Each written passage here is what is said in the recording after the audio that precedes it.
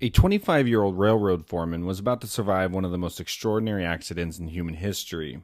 An iron rod passed straight through his skull. Against every expectation, he survived. The real mystery began afterward. Before a 43-inch iron tamping rod passed completely through his skull, Phineas Gage was a railroad foreman working near Cavendish, Vermont. His crew was clearing rock for the Rutland and Burlington Railroad, using explosives to carve a path for the new track. Gage was considered an unusually capable foreman, and the iron he worked with had been made specifically for the job. It was 3 feet 7 inches long, roughly 1.25 inches across at the widest point, and weighed about 13 pounds. At around 4:30 in the afternoon on September 13th, Gage was preparing another blast. A hole had been drilled into the rock and loaded with blasting powder. During the work, the powder ignited. The explosion launched Gage's tamping iron upward with enough force to enter beneath his left cheek, pass behind his left eye, tear through the front of his brain, and exit through the top of his skull. The iron continued through the air before landing several yards away. Phineas was thrown onto his back and convulsed briefly. Then he started talking. Within minutes of having more than 3 feet of iron pass completely through his skull, Gage was conscious. A medical account drawing from his physician's reports described him sitting in an ox cart only minutes later, writing in his workbook.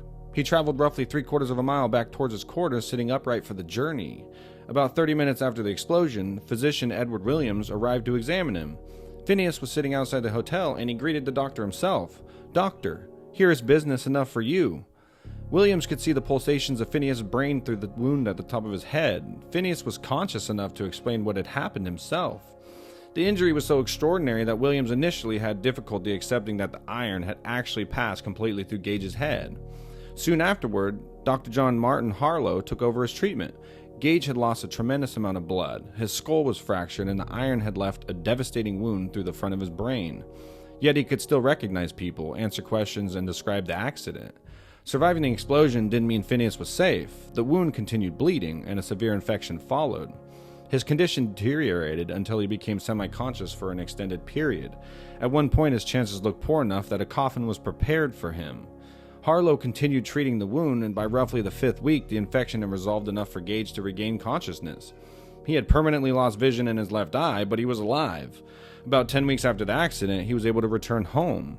And surviving wasn't the only reason physicians kept talking about him. Before the accident, Gage had been regarded as capable, dependable, and balanced. Afterward, Harlow and Gage's employers described substantial changes in his behavior. More impulsive, profane, impatient, and unreliable in carrying out plans. His old employers would not return him to his position as foreman, and people who had known him before reportedly described him as no longer Gage. His case would eventually become one of the most famous early examples used to understand the relationship between the frontal regions of the brain and behavior. But the popular versions of Phineas Gage often ends there. As though the accident destroyed his ability to function and the rest of his life simply fell apart, his actual life continued. Gage eventually traveled with a tamping iron, exhibited himself publicly for a time, worked around horses, and later moved to Chile, where he spent years driving stagecoaches. That work required him to manage horses, passengers, routes, and schedules, and his ability to maintain it had been contributed to modern arguments that Gage may have experienced considerably more social recovery than older versions of the story gave him credit for. Nearly 12 years after the accident, Gage began suffering severe epileptic seizures. He died in California in 1860, still only in his 30s. Years later, his body was exhumed. His skull and the tamping iron eventually reached Dr. Harlow, who donated them to Harvard's Warren's Anatomical Museum in 1868. They're still there. More than 175 years after the explosion, Harvard still preserves Phineas Gage's skull beside the iron that passed through it.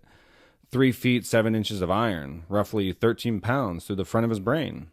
Phineas kept the iron. Thank you to everyone who's watching. I appreciate your time. Thank you for taking the time out of your lives to enjoy this with me. Let's experience some more. Go ahead and subscribe. Go ahead and comment and like. Let's do this. Let's make some more. Let's have some more fun.